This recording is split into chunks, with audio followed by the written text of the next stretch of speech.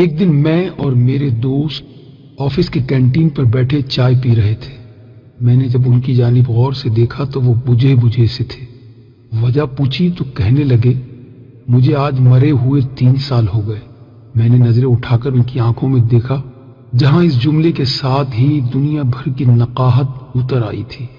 پھر کہنے لگے، میں ہمیشہ سے بدتمیز رہا۔ بچپن میں اسکول جاتے ہوئے ضد کرتا، کھانا کھاتے ہوئے ضد کرتا، نخرے کرتا، یہ نہیں کھانا، وہ نہیں کھانا۔ مجھے نہیں یاد کہ 5ویں کلاس تک میں نے اپنے ہاتھ سے نہایا، کھانا کھایا ہو، کپڑے پہنے ہو یا جوتوں کے تسمے بند کیے ہوں۔ باپ، بہن اور بھائی کی محبت مجھے نہ مل سکی۔ پرائمری اور مڈل اور پھر میٹرک تک یہی عادت رہی کہ رات کو سونے سے پہلے کتابیں، کاپیاں، بیگ، غرض تمام چیزیں ادھر ادھر بکھری چھوڑ کر سو جاتا، مگر صبح آنکھ کھلتے ہی دیکھتا کہ تمام چیزیں بہت سلیقے سے بستے میں پڑی ہوئی ہیں اور میرا بیگ بڑی نفاست سے میز پر رکھا ہوا ہے۔ مجھے لاکھ بار کہا جاتا کہ دودھ پی کر سونا، مگر میں نہیں پیتا تھا۔ لیکن جب صبح اٹھتا تو لبے شیریں، منہ کا ذائقہ بدلا ہوتا۔ پہلے پہل تو پتہ نہیں چلتا تھا، مگر آہستہ آہستہ پتہ چل گیا کہ رات کو نیند میں ہی دودھ پلا دیا جاتا تھا۔ رات کو کبھی آنکھ کھلتی تو دیکھتا کہ بارش ہو رہی ہے اور مجھ پر کمبل ڈال دیا گیا ہے تاکہ سردی نہ لگے۔ مجھے ہمیشہ گھر میں 2 ہی چیزوں سے چڑ رہی، ایک 11 سے 13 گھنٹے تک ہاتھ سے چلائی جانے والی سلائی مشین سے، اور دوسری روٹی کے کناروں سے کہ ان پر اکثر گھی لگنے سے رہ جاتا تھا۔ مگر روٹی کے وہ سوکھے ٹکڑے جو میں اتار دیتا تھا، نہ تو کبھی گھر سے باہر فروخت ہوتے ہوئے دیکھے اور نہ ہی کوڑا دان میں کبھی نظر آئے۔ اور جب بھی مجھے پیسے چاہیے ہوتے تو میں اسی سلائی مشین کا رخ کرتا جس سے مجھے چڑ تھی۔ جب بھی مجھے کبھی معمول سے ہٹ کر زیادہ پیسوں کی ضرورت ہوتی تو دیکھتا کہ گھر میں سلائی مشین کے چلنے کا دورانیہ 16 گھنٹے تک جا پہنچتا۔ مجھے یاد ہے کالج میں داخلے کے وقت مجھے 1500 روپے چاہیے تھے۔ میں نے گھر آ کر بتا دیا۔ اسی رات 2 بجے کے قریب میری آنکھ کھلی تو گھر کے برآمدے میں کچھ کھٹ پٹ ہوتی ہوئی محسوس ہوئی۔ ذرا غور کیا تو محسوس ہوا کہ جیسے کوئی گھٹی گھٹی سسکیوں کے ساتھ رو رہا ہے۔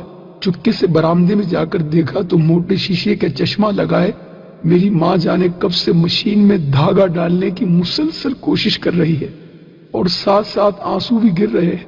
میں نے پوچھا، کیا کر رہی ہو ماں؟ ماں نے چونک کر میری طرف دیکھا اور جلدی سے آنسو صاف کرتے ہوئے چہرے پر مسکراہٹ سجاتے ہوئے بالکل صاف آواز میں کہنے لگی، وہ سامنے والی سریا کی بھائی کی شادی ہے تو اس نے کہا کہ صبح تک 2 سوٹ سلائی کر دو، اس لیے بیٹھی ہوں، لیکن دھاگا سوئی میں نہیں ڈل رہا۔ اس دن مجھے ماں کی حالت اور آنسو دیکھ کر احساس ہوا کہ مجھے کوئی چھوٹا موٹا کام کرنا چاہیے۔ میں مناسب کام بھی ڈھونڈتا رہا اور پڑھتا بھی رہا۔ ادھر FA مکمل ہوا، ادھر آفس میں کام مل گیا۔ میں نے گھر جا کر ماں کو بتایا تو وہ خوشی سے نہال ہو گئی۔ فوری شکر پارے لا کر محلے میں بانٹ دیے۔ ایک دن میں کام سے گھر آ کر لیٹ گیا، تھوڑی تھکاوٹ ہو رہی تھی، پاؤں چارپائی سے لٹکائے ہی سو گیا۔ جب اٹھا تو دیکھا کہ خلاف معمول آج نہ جوتے میرے پاؤں سے اترے تھے اور نہ ہی کھانا بنا تھا۔ ماں کو آواز دی، ماں ماں اے ماں اے ماں، ماں اٹھیے، بھوک لگی ہے۔ چیخ چیخ کر رویا، 1000 منتیں کی، مگر شاید ماں اب کی بار اٹھنے کے لیے نہیں سوئی تھی۔ ماں کے بعد وہ گھر چھوڑ دیا، گویا قبرستان لگتا تھا۔ ادھر دیار غیر میں آ کر اپنا سارا کام خود ہی کرتا ہوں تو سوچتا ہوں کہ میں نے کبھی چیز کی خدمت نہ کی اور نہ کبھی آسائش و سکون اسے دیا۔ وہ میری ماں تھی، نوکرانی نہیں تھی۔ یہ کہتے ہوئے میرے اس دوست کے 2 موٹے موٹے آنسو اس کے رخساروں پر بہنے لگے۔